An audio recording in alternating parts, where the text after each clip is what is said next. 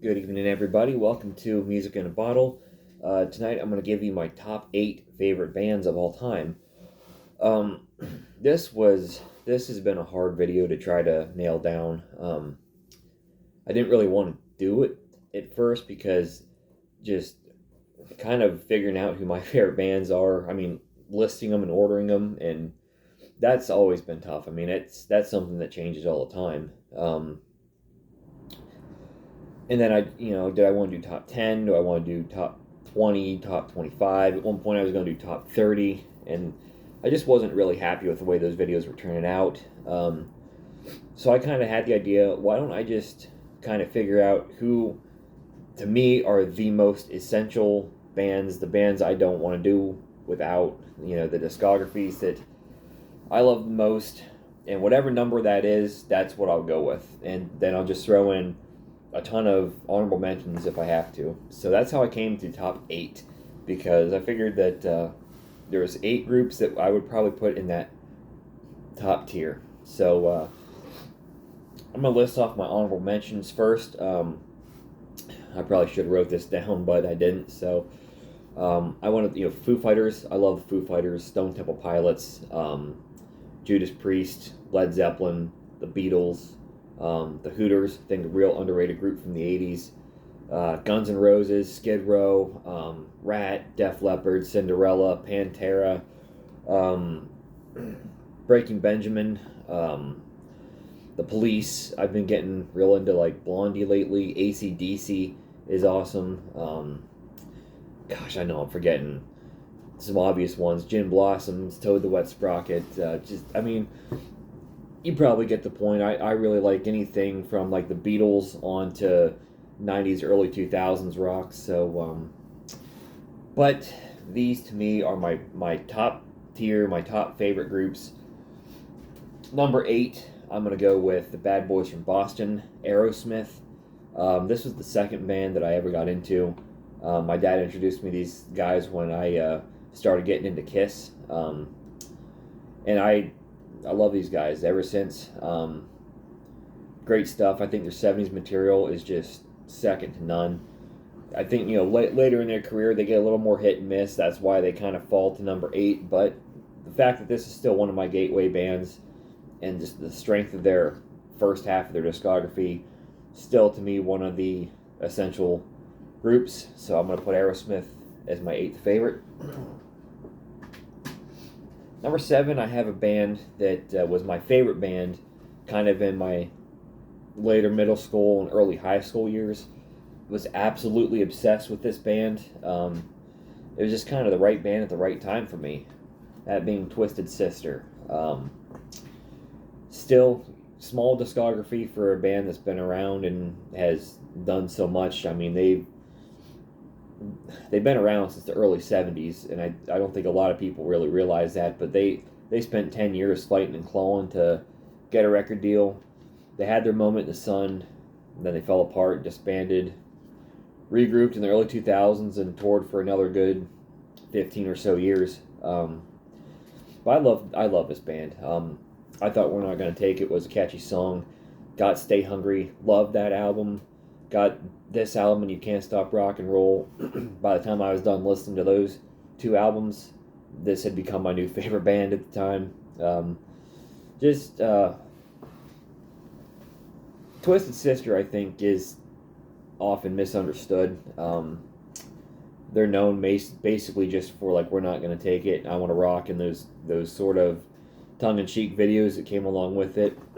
But their early couple albums, and even Stay Hungry, aside from the hits, some pretty heavy stuff. I think Dee Snider's a good songwriter. I think he's an even better singer. I think he's got a fantastic voice. Mark Mendoza and AJ Pero, I think, are very underrated musicians as well. I'm going to put Twisted Sister in at number 7. Number 6 is going to be Metallica. Got into Metallica when I was 13 years old about. Fuel was the theme song for NASCAR on NBC, and I really liked the song. I went and looked it up and saw it was by Metallica. I had heard of them before, so I went and started looking other stuff of theirs up. And this is before you could get on YouTube and find all their songs and stream their albums on Spotify or whatever. Um, but their website, they had their music videos posted on the website, so I watched like Sad But True one. And I love those songs. So went out and started getting some of their albums. So some of them were like a little slow burners for me to kind of get into. Others I got into right away, but over time I've grown to love just about everything that Metallica's put out.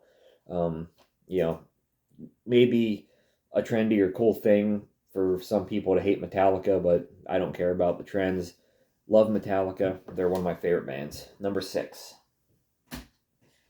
Number 5, I'm going to go Collective Soul. I was a little late to the Collective Soul party because when they put out their self-titled album in 2009, I had heard of them. I had heard the name, but I really didn't know much. They played Welcome All Again on the radio at work. I thought it was a real catchy song, so I went home and looked it up, and oh, it's Collective Soul. So couldn't have been a week later, they played Y Part 2 on the radio, and I never heard that song before either, and I was really digging it. And so I sort of was like trying to like memorize a line or two so that I could go home and Google it when I got off work. Get home, look it up. Oh, it's Collective Soul. So, by that point, I'm kind of wising up and realized that I should really look these guys up. And I did, and I realized that they had, songs that I knew, like Shine, World I Know, December, and just everything that I seemed to get my hands on from these guys. I just really loved it. Went out, just started collecting all their albums. They got a solid discography. I think Ed Roland is a fantastic songwriter, very unique lyricist. He's probably one of my favorite musicians because this and his Sweet Tea project that he does is both really, really good. So Collective Soul is going to come in at number 5 for me. This just gets tougher as it goes. Number 4 in a band that deserves to be higher than number 4, absolutely. This is painful to put Van Halen so low because I love Van Halen. They were one of the first groups I ever got into when I was young. One of my gateway bands. Buddy of mine who got me into Kiss had this album on cassette, and I was over at his place one weekend, and we listened to the first side of the cassette, and that was all it took to get me interested. Running with the Devil, Eruption, really got me. Ain't Talking About Love, I'm the One. Just great stuff. Went out and got this album for myself.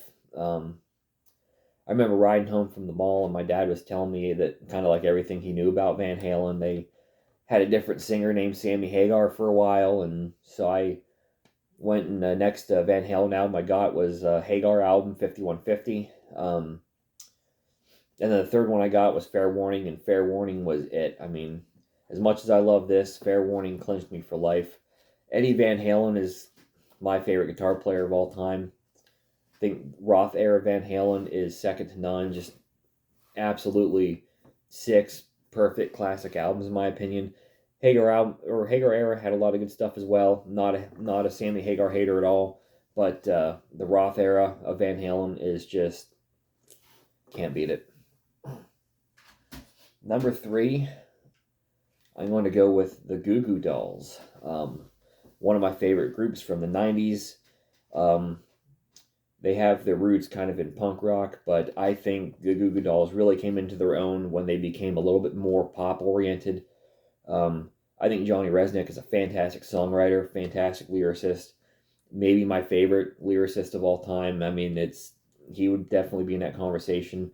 Robbie Takak, I think, balances Johnny out very, very well. He just adds a splash of fun to the band. And together, Johnny and Robbie, just great songwriters.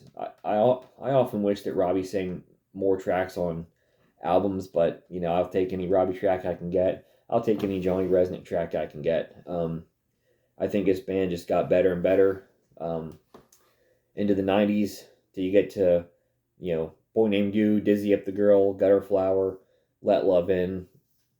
These guys were just pop rock geniuses in my opinion. Um, then you get to like Something for the Rest of Us, which was okay, but a step down. And then they kind of changed their direction a little bit, and they sort of, even though they'd been a pretty poppy band for a while, they sort of disregarded any rock that was left in their music for just kind of going straight pop, and I didn't like that. I didn't like that direction.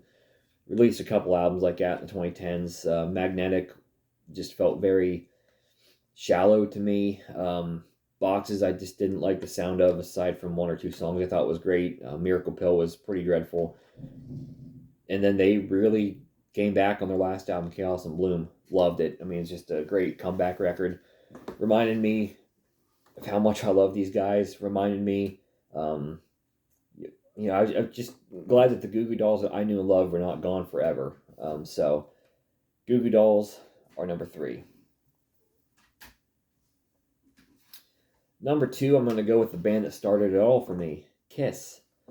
So when I was in 6th grade, a buddy of mine, he was a huge Kiss nerd, and he got me interested in Kiss. And in 6th grade, we're in the middle school for the first time. We came from probably the smallest elementary school in the area. Neither one of us were the kind of kids that like were real social or made friends. So we wound up sticking together and just becoming real good friends ourselves. And I got hooked on Kiss. Had my parents go out and get me Destroyer. Absolutely loved it. I've always loved music, but when I kind of discovered Kiss, I discovered the music that I love. And from there, I mean, the rest is just history. I started collecting their albums. Love all of their albums, really. I don't think Kiss has a bad album. And say what you want about Paul and Gene. I still love their band. Not gonna put them number 1, but Kiss gonna come in a very strong number 2. Number 1 for me is another one of my 4 gateway bands. This band, unlike Kiss, unlike Van Halen, unlike Aerosmith, this band was still putting out new music fairly consistently when I got into them. So not only did I get to go back and discover the back catalog when I got into them, but I also got to enjoy the album at the time that had just come out was the one that brought me into the band. And then I got to enjoy anticipating and getting new releases as they were coming out. And that is Bon Jovi. Got into the band with Crush. I was riding with my dad in his truck. He wanted me to check this band out, so he popped in Crush, and loved it. As My Life came on, great song, very infectious, very upbeat. Really loved it. Really, really loved the whole album until it gets to Captain Crash and the Beauty Queen from Mars, and that was a song that did me in, man. It was just I was hooked. That song was so catchy. Still to this day, one of my favorite Bon Jovi tracks. Shortly after that, Bounce came out. Got that as it came out. Loved it. Went and picked up the back catalog. And then just, I got to enjoy the box set when it came out. Have a Nice Day, Lost Highway, and all these albums really just kind of became soundtracks of those years and pretty big part of me. So I'm gonna go with Bon Jovi at number 1. So those are the 8 bands that to me are the most essential. Like I said, there's far more groups that I love. I left a lot of bands I love off the list, but those are the 8 that I kind of feel are like to me the most important. So let me know in the comments below whatever number you want to, if you want to do your top 8, your top 10, or your top tier, whatever. Just let me know what your favorite bands are. Let me know if you're a fan of any of these bands that I mentioned here today. Would love to hear from you. If you're into this kind of content and this kind of music, I would ask you to please subscribe to my channel for more content like this in the future. And I'll catch you next time.